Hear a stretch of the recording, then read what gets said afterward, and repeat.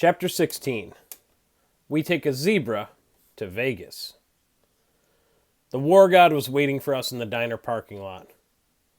"Well, well," he said, "you didn't get yourself killed." "You knew it was a trap," I said. Ares gave me a wicked grin.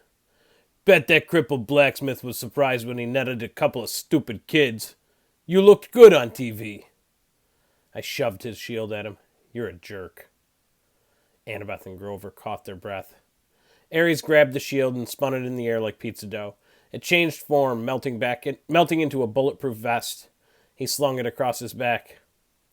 "See that truck over there?" He pointed to an 18-wheeler parked across the street from the diner. "That's your ride. Take you straight to L.A., with one stop in Vegas." The 18-wheeler had a sign on the back, which I could read only because it was reverse-printed white on black, a good combination for dyslexia. "Kindness International, Humane Zoo Transport. Warning, live wild animals." I said, "You're kidding." Ares snapped his finger. The back door of the truck unlatched. "Free ride west, punk. Stop complaining. And here's a little something for doing the job." He slung a blue nylon backpack off his handlebars and tossed it to me. Inside were fresh clothes for all of us, $20 in cash, a pouch full of golden drachmas, and a bag of double-stuffed Oreos. I said, "I don't want your lousy—" "Thank you, Lord Ares," Grover interrupted, giving me his best red alert warning look. "Thanks a lot." I gritted my teeth. It was probably a deadly insult to refuse something from a god, but I didn't want anything that Ares had touched. Reluctantly, I slung the backpack over my shoulder. I knew my anger was being caused by the war god's presence, but I was still itching to punch him in the nose. He reminded me of every bully I'd ever faced. Nancy Bobofit, Clarice, Smelly Gabe, sarcastic teachers, every jerk who'd called me stupid in school or laughed at me when I'd gotten expelled. I looked back at the diner, which only had a couple of customers now. The waitress who'd served us dinner was watching nervously out the window like she was afraid the Ares might hurt us. She dragged the fry cook out from the kitchen to see. She said something to him. He nodded, held up a little disposable camera, and snapped a picture of us. Great, I thought. We'll make the papers again tomorrow. I imagined the headline. 12-year-old outlaw beats up defenseless biker. "You owe me one more thing," I told Ares, trying to keep my voice level. "You promised me information about my mother." "You sure you can handle the news?" He kick-started his motorcycle. "She's not dead." The ground seemed to spin beneath me. "What do you mean?" "I mean she was taken away from the Minotaur before she could die.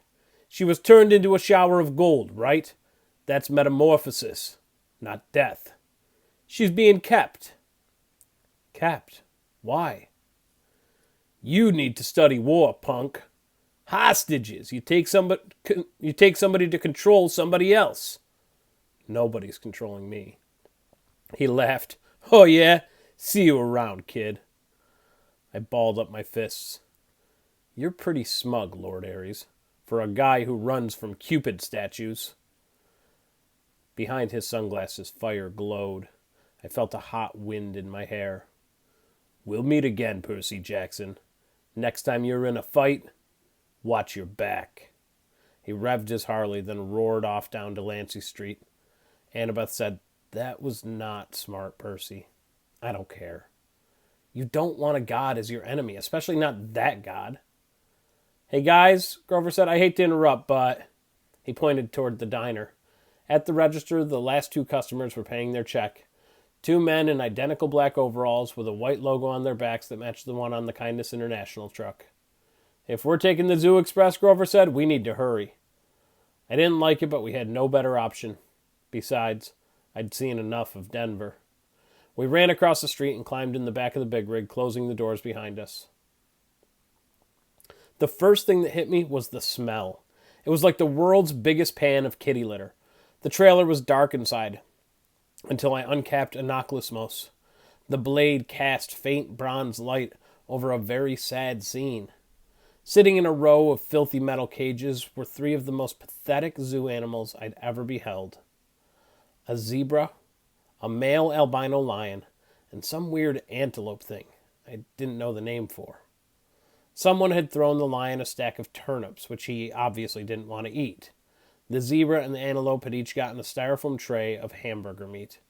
The zebra's mane was matted with chewing gum, like somebody had been spitting on it in their spare time. The antelope had a stupid silver birthday balloon tied to one of his horns that read, "Over the hill." Apparently, nobody had wanted to get close enough to the lion to mess with him, but the poor thing was pacing around on soiled blankets in a space way too small for him, panting from the stuffy heat of the trailer. He had flies buzzing around his pink eyes, and his ribs showed through his white fur. "This is kindness?" Grover yelled. "Humane zoo transport?" He probably would have gone right back outside to beat up the truckers with his reed pipes, and I would have helped him, but just then the truck's engine roared to life. The trailer started shaking, and we were forced to sit down or fall down. We huddled in the corner on some mildewed feed sacks, trying to ignore the smell and heat of the flies. Grover talked to the animals in a series of goat bleats, but they just stared at him sadly. Annabeth was in favor of breaking the cages and freeing them on the spot, but I pointed out it wouldn't do much good until the truck stopped moving. Besides, I had a feeling we might look a lot better to the lion than those turnips. I found a water jug and refilled their bowls, then used a knockless mouse to drag the mismatched food out of their cages. I gave the meat to the lion and the turnips to the zebra and the antelope. Grover calmed the antelope down while Annabeth used her knife to cut the balloon off his horn. She wanted to cut the gum out of the zebra's mane too, but we decided that would be too risky with the truck bumping around. We told Grover to promise the animals we'd help them more in the morning. Then we settled in for the night. Grover curled up on a turnip sack. Annabeth opened our bag of double-stuffed Oreos and nibbled on one half-heartedly. I tried to cheer myself up by concentrating on the fact we were halfway to Los Angeles, halfway to our destination. It was only June 14th. The solstice wasn't until the 21st. We could make it in plenty of time. On the other hand, I had no idea what to expect next. The gods kept toying with me. At least Hephaestus had the decency to be honest about it. He'd put up cameras and advertised me as entertainment. But even when the cameras weren't rolling, I had a feeling my quest was being watched. I was a source of amusement for the gods. "Hey," Annabeth said, "I'm sorry for freaking out back at the water park, Percy." "That's okay." "It's just," she shuddered, "spiders." "Because of the Arachna story, I guessed? She got turned into a spider for challenging your mom to a weaving contest, right?" Annabeth nodded. "Arachna's children have been taking revenge on the children of Athena ever since.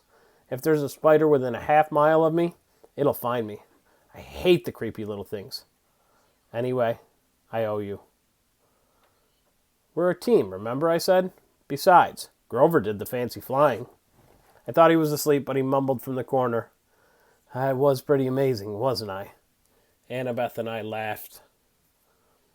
She pulled apart an Oreo, handed me half. "In the iris message, did Luke really say nothing?" I munched my cookie and thought about how to answer. The conversation via Rainbow had bothered me all evening.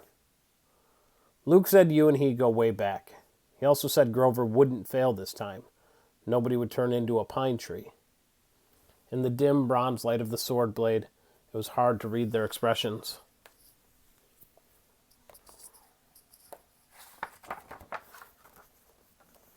Grover let out a mournful bray.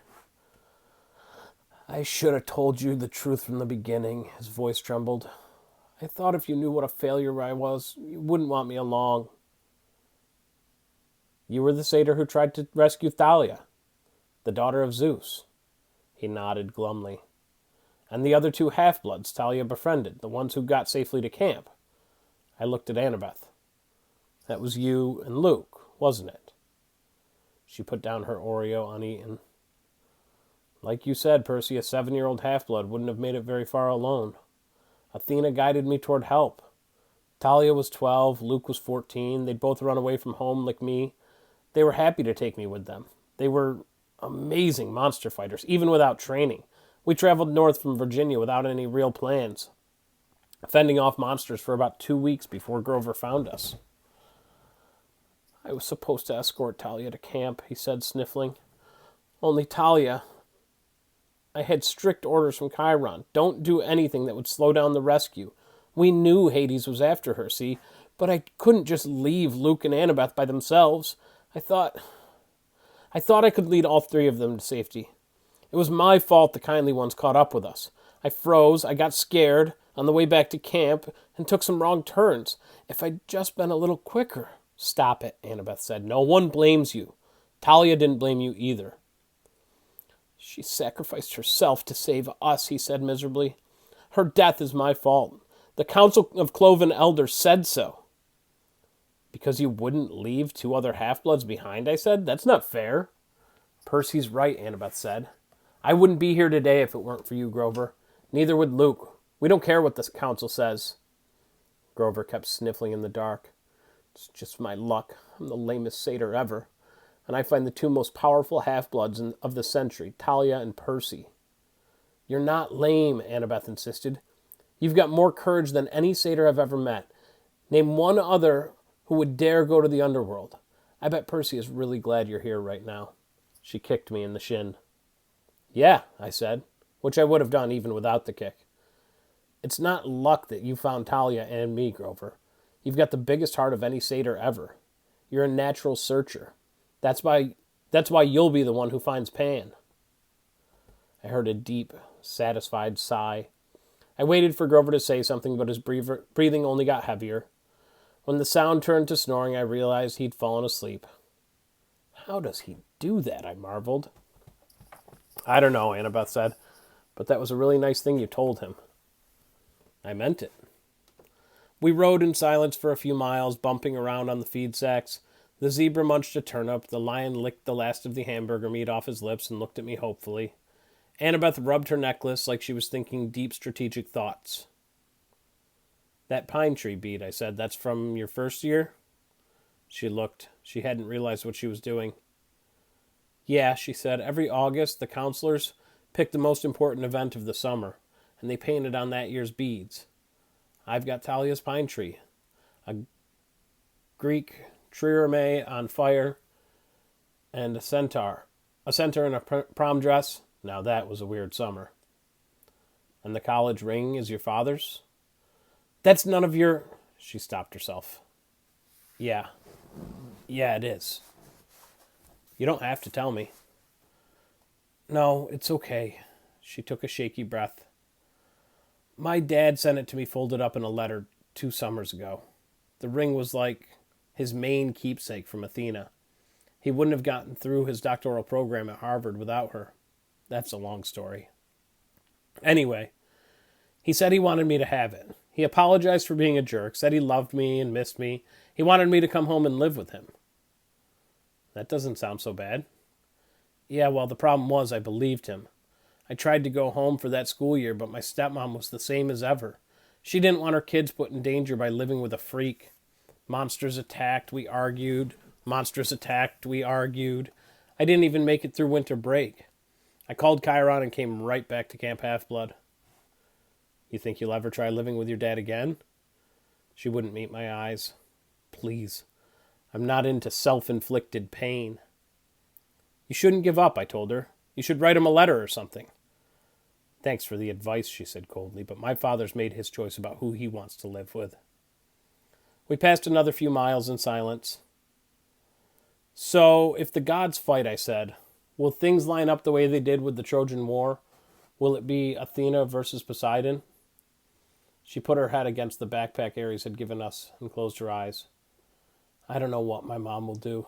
I just know I'll fight next to you. Why? Because you're my friend, seaweed brain. Any more stupid questions? I couldn't think of an answer for that. Fortunately, I didn't have to. Annabeth was asleep. I had trouble following her example, with Grover snoring and an albino lion staring hungrily at me, but eventually, I closed my eyes. My nightmare started out as something I'd dreamed a million times before. I was being forced to take a standardized test while wearing a straitjacket.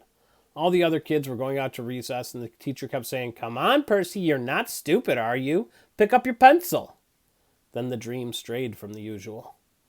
I looked over at the next desk and saw a girl sitting there, also wearing a straitjacket. She was my age, with unruly black punk-style hair, dark eyeliner around stormy green eyes, and freckles across her nose. Somehow I knew who she was. She was Talia, daughter of Zeus. She struggled against the straitjacket, glared at me in frustration, and snapped, "Well, Seaweed Brain, one of us has to get out of here." She's right, my dream self thought. I'm going back to that cavern. I'm going to give Hades a piece of my mind. The straitjacket melted off me. I fell through the classroom floor. The teacher's voice changed until it was cold and evil, echoing from the depths of a great chasm.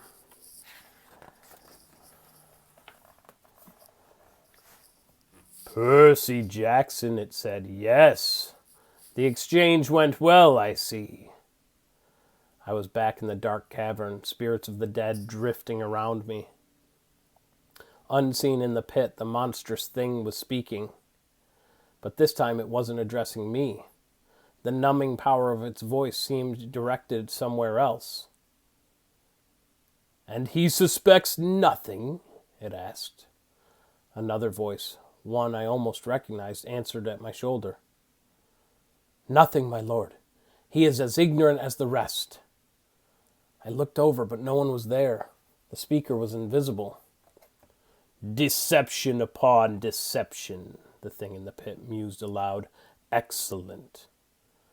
"Truly, my lord," said the voice next to me, "you are well named the Crooked One.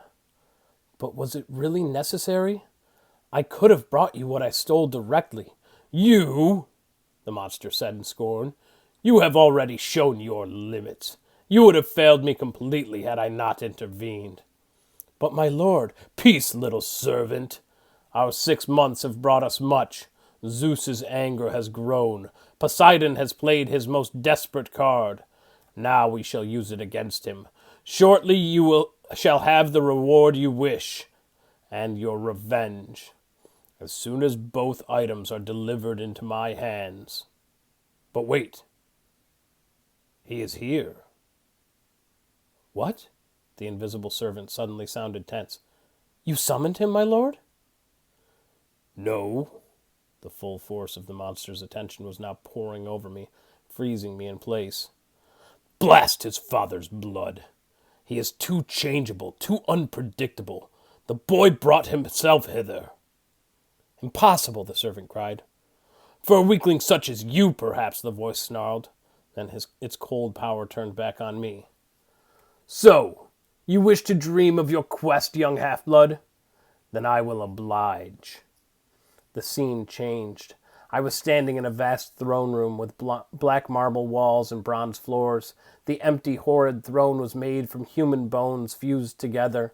Standing at the foot of the dais was my mother, frozen in shimmering golden light, her arms outstretched. I tried to step toward her, but my legs wouldn't move. I reached for her, only to realize that my hands were withering to bones. Grinning skeletons in Greek armor crowded around me, draping me with silk robes, wreathing my head with laurels that smoked with chimera poison, burning into my scalp. The evil voice began to laugh. "Hail the conquering hero!" I woke with a start. Grover was shaking my shoulder. "The truck stopped," he said. "We think they're coming to check on the animals." "Hide," Annabeth hissed. She had it easy. She just put on her magic cap and disappeared. Grover and I had to dive behind the feed sacks and hope we looked like turnips. The trailer doors creaked open. Sunlight and heat poured in. "Man," one of the truckers said, waving his hand in front of his ugly nose, "I wish I hauled appliances." He climbed inside and poured some water from a jug into the animals' dishes. "You hot, big boy?" he asked the lion, then splashed the rest of the bucket right in the lion's face. The lion roared in indignation. Yeah, the man said. Next to me, under the turnip sacks, Grover tensed. For a peace-loving herbivore, he looked downright murderous. The trucker threw the antelope a squashed-looking Happy Meal bag. He smirked at the zebra. "How you doing, Stripes? At least we'll be getting rid of you this stop. You like magic shows? You're going to love this one. They're going to saw you in half." The zebra, wild-eyed with fear, looked straight at me. There was no sound, but as clear as day I heard it say, "Free me, Lord, please." I was too stunned to react. There was a loud knock, knock, knock on the side of the trailer. The trucker inside with us yelled, "What do you want, Eddie?" A voice outside, it must have been Eddie's, shouted back, "Maurice, what'd you say?" "What are you banging for?" Knock, knock, knock. Outside, Eddie yelled, "What banging?" Our guy, Maurice, rolled his eyes and went back outside, cursing Eddie for being an idiot. A second later, Annabeth appeared next to me. She must have done the banging to get Maurice out of the trailer. She said, "This transport business can't be legal." "No kidding," Grover said. He paused as if listening.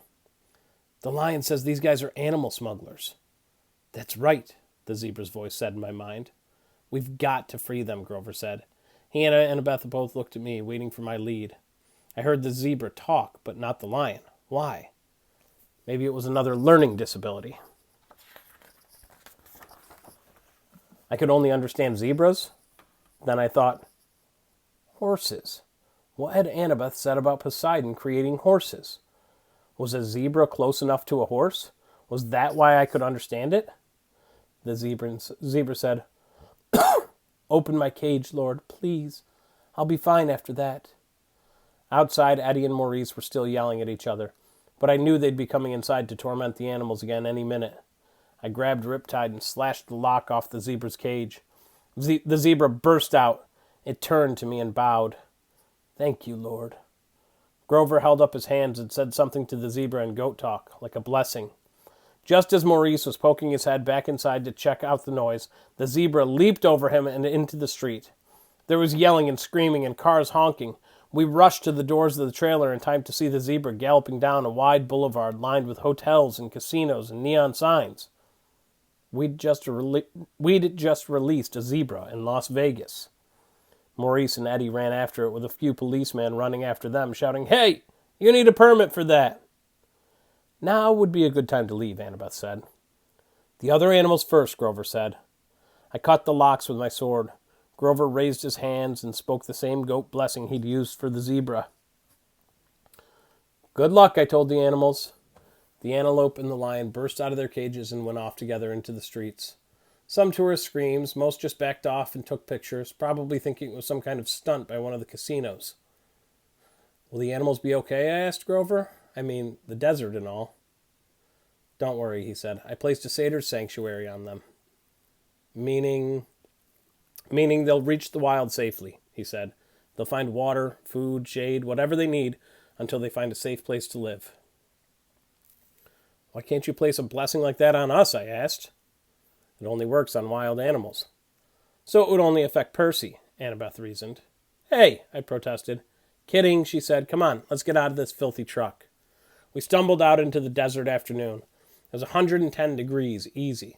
We must have looked like deep-fried vagrants, but everybody was too interested in the wild animals to pay us much attention. We passed the Monte Carlo and the MGM. We passed the pyramids, a pirate ship, the Statue of Liberty, which was a pretty small replica, but still made me homesick. I wasn't sure what we were looking for, maybe just a place to get out of the heat for a few minutes, find a sandwich and a glass of lemonade, make a new plan for getting west. We must have taken a wrong turn because we found ourselves at a dead end, standing in front of the Lotus Hotel and Casino. The entrance was a huge neon flower, the petals lighting up and blinking.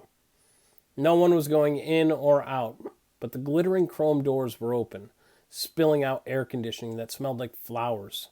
Lotus blossom, maybe. I'd never smelled one, so I wasn't sure. The doorman smiled at us. "Hey, kids, you look tired. You want to come in and sit down?" I'd learned to be suspicious the last week or so. I figured anybody might be a monster or a god. You just couldn't tell. But this guy was normal. One look at him and I could see. Besides, I was so relieved to hear somebody who sounded sympathetic that I nodded and said we'd love to come in. Inside, we took one look around, and Grover said, "Whoa."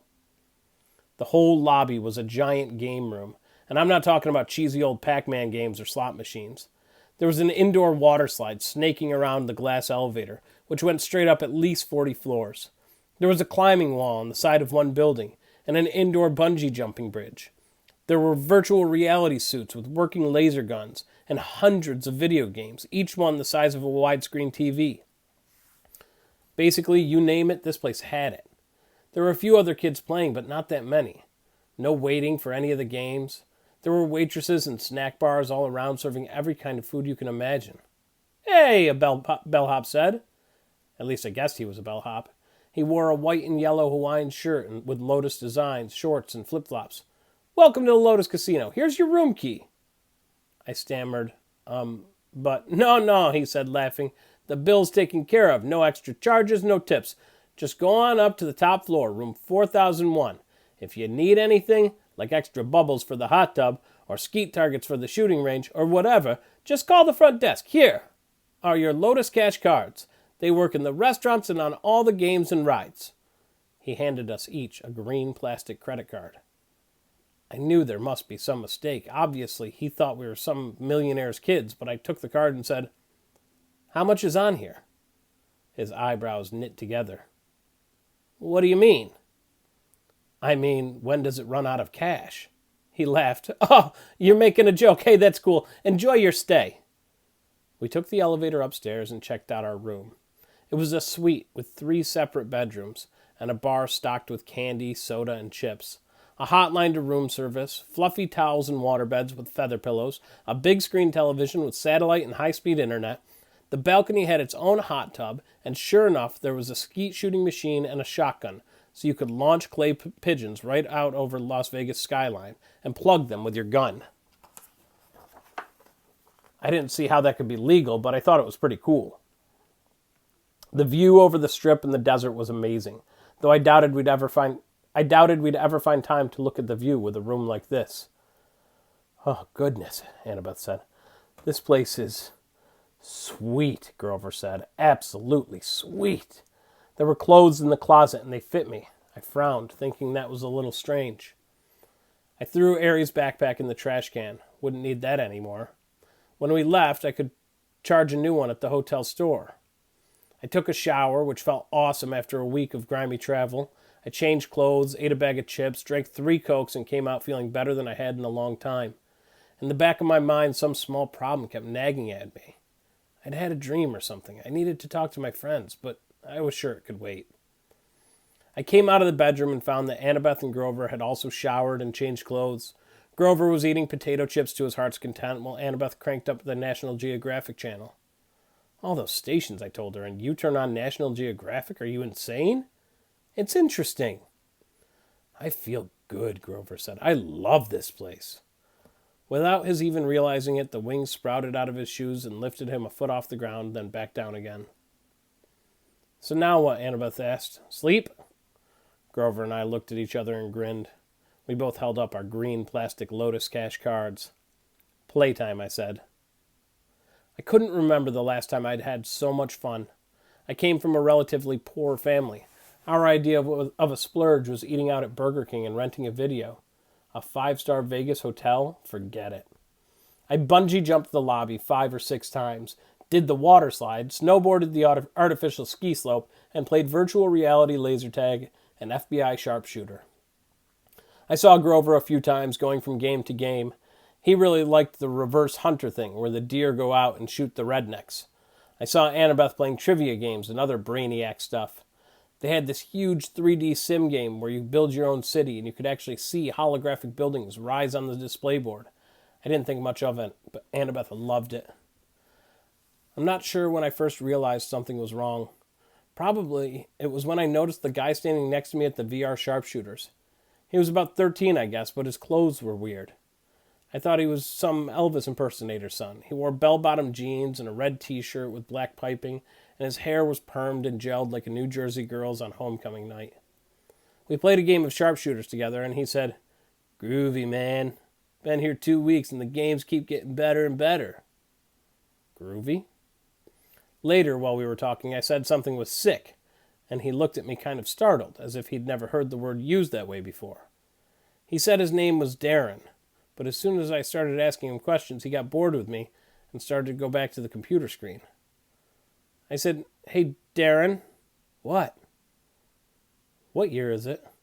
He frowned at me. "In the game?" No, in real life. He had to think about it.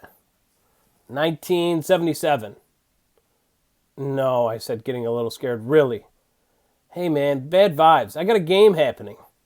After that, he totally ignored me.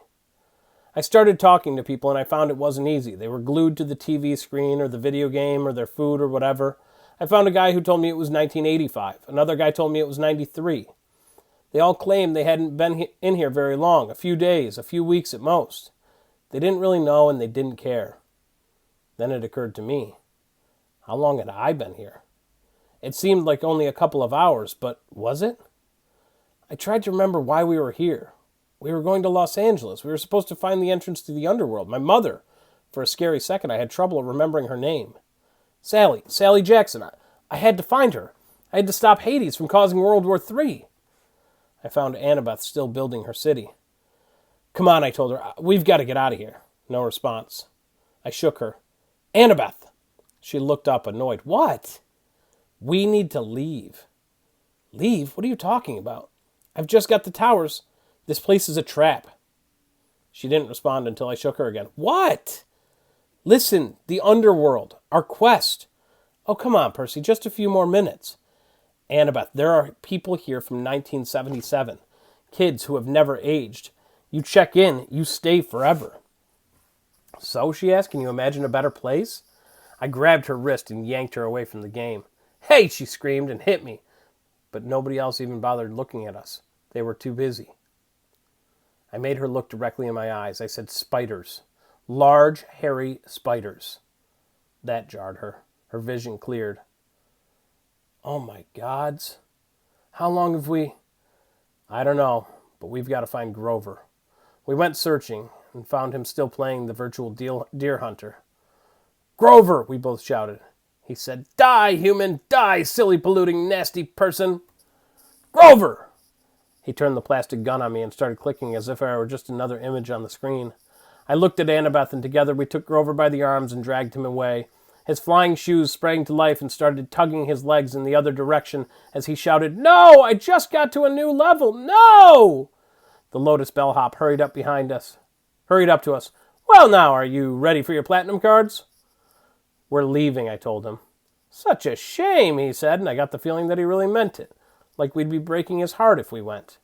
We just added an entire new floor full of games for platinum card members. He held out the cards, and I wanted one. I knew that if I took one, I'd never leave. I'd stay here, happy forever, playing games forever. And soon I'd forget my mom and my quest, and maybe even my own name. I'd be playing Virtual Rifleman with Groovy Disco Darren forever. Grover reached for the card, but Annabeth yanked back his arm and said, No thanks. We walked toward the door, and as we did, the smell of the food and sounds of the game seemed to get more and more inviting. I thought about our room upstairs. We could just stay the night, sleep in a real bed for once. Then we burst through the doors of the Lotus Casino and ran down the sidewalk. It felt like afternoon, about the same time of day we'd gone into the casino, but something was wrong. The weather had completely changed. It was stormy with heat lightning flashing out in the desert. Aries' backpack was slung over my shoulder, which was odd because I was sure I had thrown it in the trash can in room 4001. But at the moment I had other problems to worry about. I ran to the nearest newspaper stand and read the year first. Thank the gods, it was the same year it had been when we went in. Then I noticed the date. June 20th. We had been in the Lotus Casino for 5 days. We only had 1 day left until the summer solstice. 1 day to complete our quest.